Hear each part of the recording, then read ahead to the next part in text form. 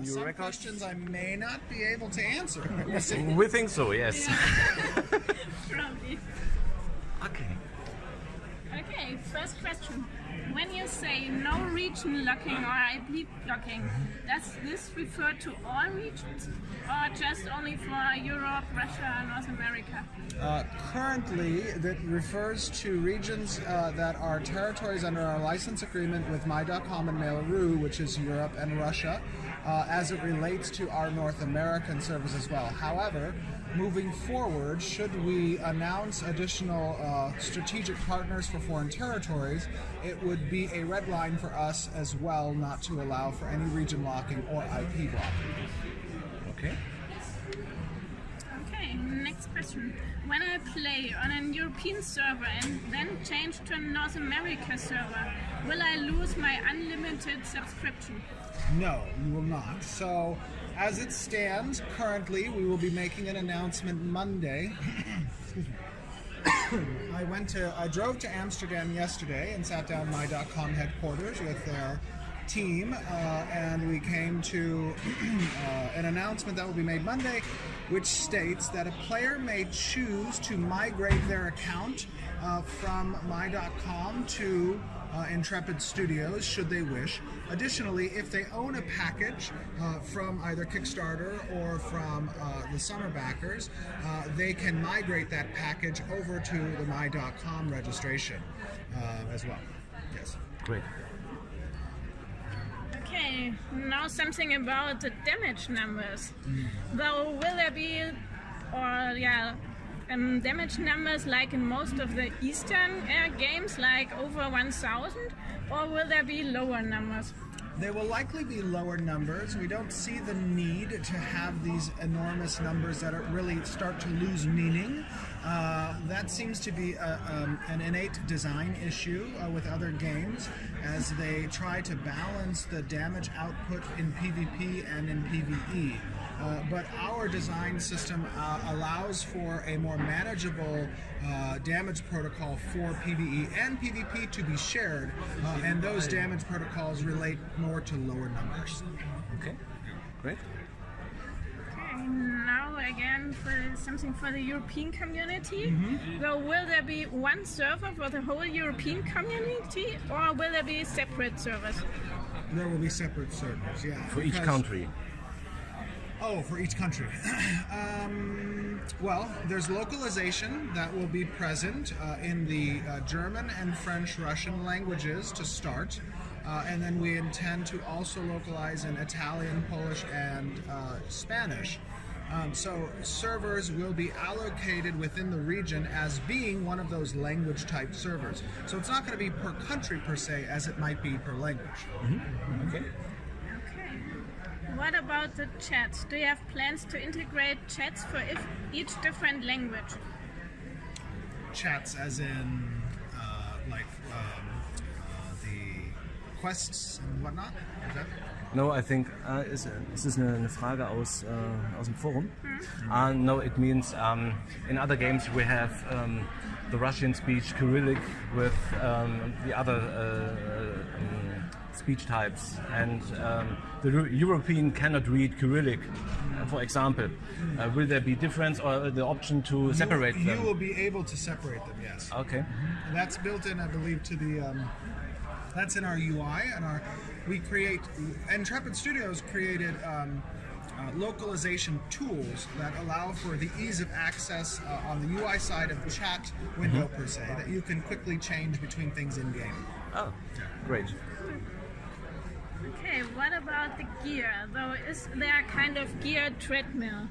So do you have to farm for a gear 100,000 times the same dungeon? Then there's the next expansion, you lose more or less all your gear, you start again? Or? So a lot of what we've experienced in games that usually come before us, right, is that many things are account bound and they're soul bound to your character, right?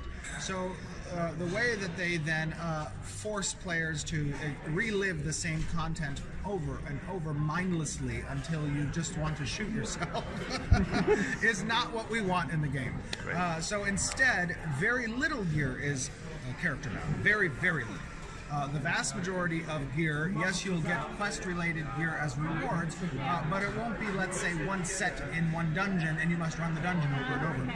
Instead, we want to really emphasize the reliance on the economy and crafters and gatherers and processors to support a majority of the gear structure in game, combined with that of world raid bosses and dungeon bosses, not a repetitive quest line through a single dungeon. That's great. So what about skins? So is there a kind of transmutation feature planned? Yes. There is a transmog that will be present where you'll be able to change the appearance of items to different cosmetic appearances from other armor. Cool. So what about the skills? We got a question in our forums, though, that the players would like to see a list of all the skills for every class and subclass before beta testing starts. I don't want to do that.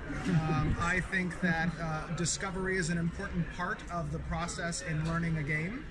I think those types of lists will be created, but I'd like them to be created by the players and the communities as they discover those things. I think that it is a fun experience for people who are first involved in the game to discover these things for themselves. Great. Okay, next questions. What plans do you have to support the role-playing community? Do you have plans for the role-playing community? Oh, yeah. Do you have plans for emotes or social clothing, or what plans do you have? Yep, we have plans for emotes. We have plans for there to be role-play specific systems and mechanics in place for certain building types that you can create on your freehold or within the node itself. We have a very in-depth storyline and titlery that is capable for the player, as well as you being able to customize your player information on your unique character website page, where you can have in-depth background stories that players can read about. You could have traits applied that kind of describe what your history is. Those types of things I think are really fun, and we must remember that an MMORPG has RPG in it as well. That sometimes gets lost. So. Ah, pretty cool. Yeah. Next question. Yeah, one question. So we have on the homepage separate site for our character. Did I understand it right? Not right now, but we will. Not right. Yeah.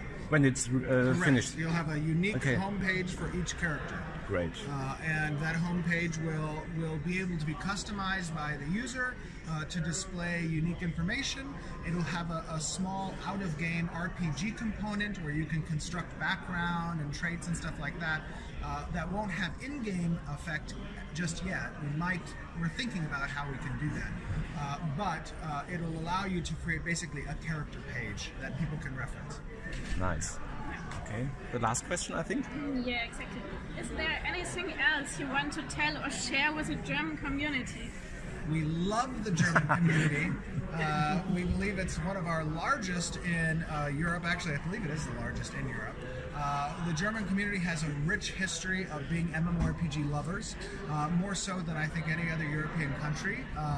And the engagement of the German community in our community is something that really helps us moving forward because they get valuable feedback, and we love hearing that. Yeah. Great. Yeah.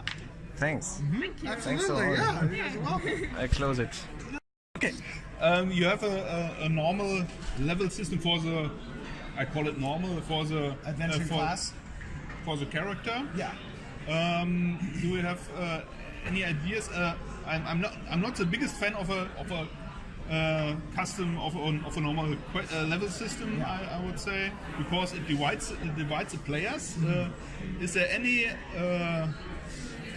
option that a 10 level player can play together with a level 50 player? Oh, I see what you're saying. Okay, yes. So there will be activities that are present for higher level players to mentor lower level players. Let's say you have a friend who joins later on and you still want to do things with them. There will be things to do. Will he be able to enter a dungeon of your level and participate? No, because we don't want to inflate or deflate characters and manipulate that type of skill or power, right? We want that to be something that makes sense for them in a progression standpoint, right? But we do also want to offer in-node activities, crafting. There's many progression paths. It's not all adventuring class, right? Typically in MMOs, it's just about your level in the adventuring class. What level rogue am I? What level mage am I? And that gives me access to skills, and that's pretty much it. Once I'm there, I go for gear, best in slot, and I'm done. I'm just repetitively raiding. Instead, there's going to be progression in society.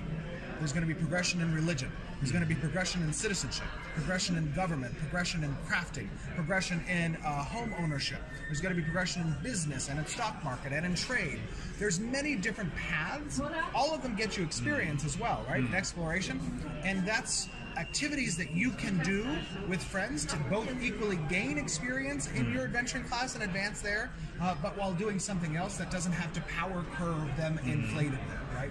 And do you only get the skills during your class? No, there's skills you can gather elsewhere, right? During quests or some longer quest lines? Well, for example, should you excel in the religion or society progression, advancing to a certain point will grant you certain augments that can be applied to your active skills.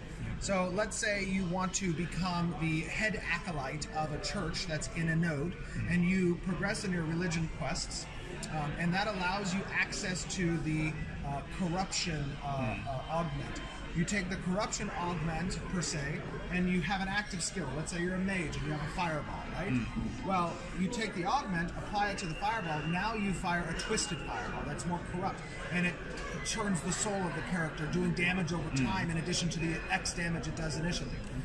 So those are things that you can gain that are more horizontal in progression and not vertical, because it would be relevant to you as a 50 level player as well as a player that's level 10. But it's something that doesn't require level 50 or level 10 to attain, just progress in society. Sounds good. You have to balance it out, but it sounds good. Don't remind me. Overrated. Yeah,